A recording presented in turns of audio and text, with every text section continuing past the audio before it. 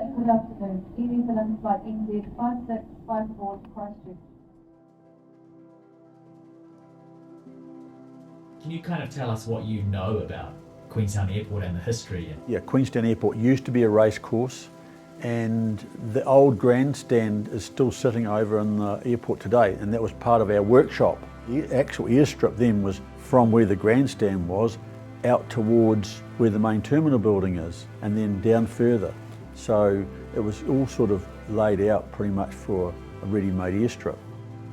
It was in the late 40s that Southern Scenic Air Trips was formed, around September 1947. Only a couple of small aeroplanes, Osters and a Proctor. From there they started not so much scenic flights, but mainly charter work.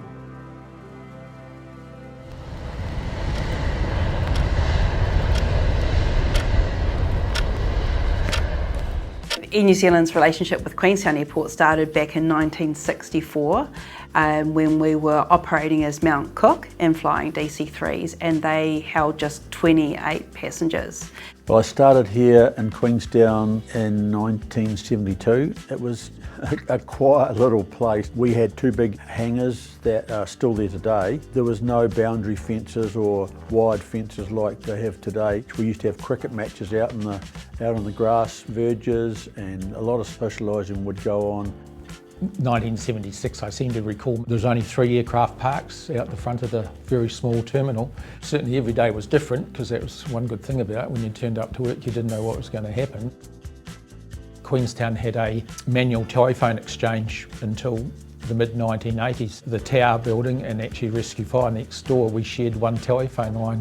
But you imagine it, you know, well, you probably can't, you're too young. But here we are, mid-80s, things are booming, there's lots of money, and we're flat stick at the old airport, and we've still got a number please manual telephone exchange.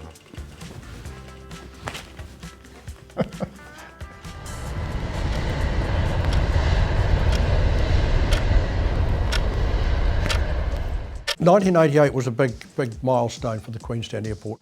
The airport was corporatised, and that's when they employed their own people, and one of those staff was me. There was 86 applicants, and I was lucky enough to get one of them. There wasn't that many more people in Queenstown, I didn't think, because the airport has just changed so fast, just like the rest of Queenstown. We were just playing catch up all the time.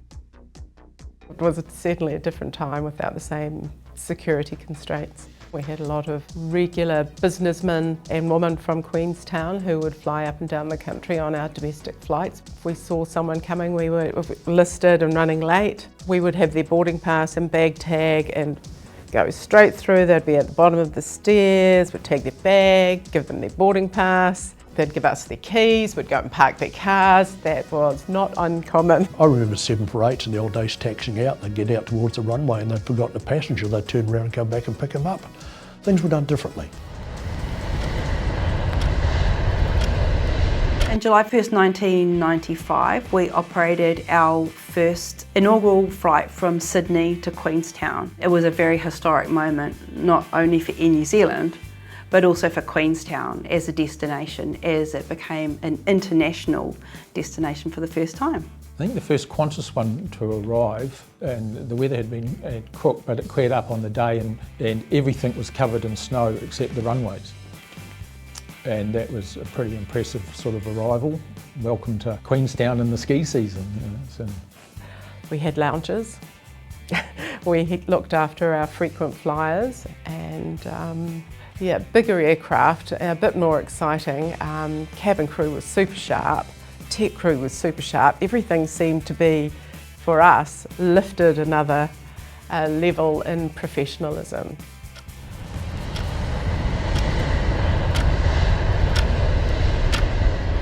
An interesting event in 1999 was the visit of the then American President Bill Clinton. We were a staff of 4.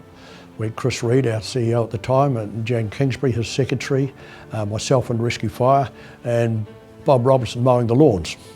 So the first thing that happened was Bob disappeared. He said, I'm not having a bar of this. President Clinton arrived in a Gulfstream G5, and it was parked on the tarmac with marker cones and bags around it, and we were told that you're not to go on board the aircraft, and if you approach the barrier around it, you'll be challenged, and if you cross the barrier, you'll be shot.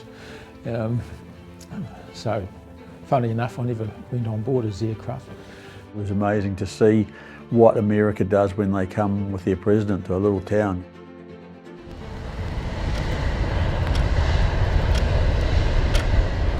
A lot has changed, and recently I was looking at a run sheet of 2012, and a run sheet is our daily movements, and I remember it was a busy day at the time and I'd highlighted the internationals and it was only like 24 movements or something like that, and now we're 60 plus movements. We were a small team but we wore all the hats and we did all the jobs. So I think that's been the obvious big change. It's grown incredibly. We now have surveillance through the mountains, which means our controllers can see aircraft wherever they are through these little mountain valleys. We also have performance-based navigation, or PBN. That means the airlines fly the same imaginary train tracks in the sky again and again every day.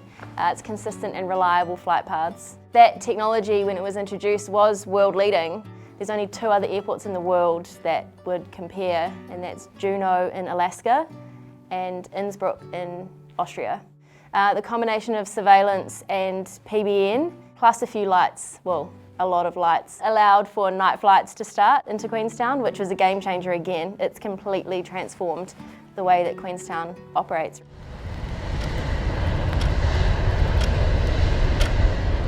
The introduction of night flights in 2016 was a game changer, because up until then we were flying daylight hours. So in the summertime we'd fly, they'd fly till about 9:30 at night, so from 6 in the morning to 9:30. Never did, it was just the scheduled flights and they could stretch out in the summer if things were late. But that then gazetted the airport from 6 till 10 at night. Because of the technology that we need to fly into Queenstown, not all of our operating captains can actually fly in. You need to be specifically trained, so it's quite a skill.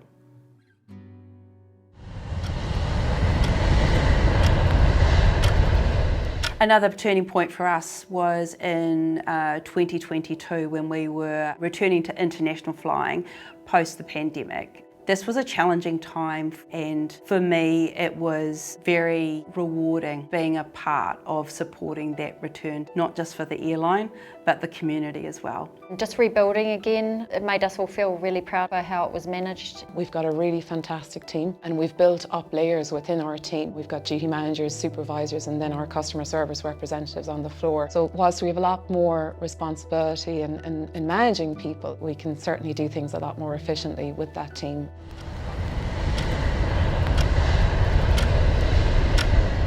I can genuinely say that there's nothing like Queenstown Airport. The people make it what it is, and it would be fair to say there's probably not a day that goes past that I'm not actually proud of the team. Yeah. No, I've just really enjoyed my time at ZQN. I'm still there obviously after 14 years. I still feel like I'm growing, and that's thanks to the team that I have around me. I remember first starting, the word that was used a lot to describe ZQN was it's a boutique airport, but we are on that world stage of being an international airport, and a pretty awesome international airport, and I'm so proud to be a part of it. Oh, I loved it. Airport was amazing. 32 years there. It's best career I've ever had. The secret is out. We have to share our place, and it's still beautiful, and the same awesome people still come here. So I'm very proud of Queenstown, and I'm proud of our airport and what we can manage. It's a little stamp of awesomeness. So I think it's a great place, and great place to work, obviously. I love it. The next phase of our journey is really exciting. When we reflect on the last 90 years and where the airport has got to, we're now on the cusp of a 5-year program of developing infrastructure for Queenstown Airport, and we're just right at the very beginning of that. And for the team today to be responsible for developing infrastructure for the next generation of growth at Queenstown is really exciting.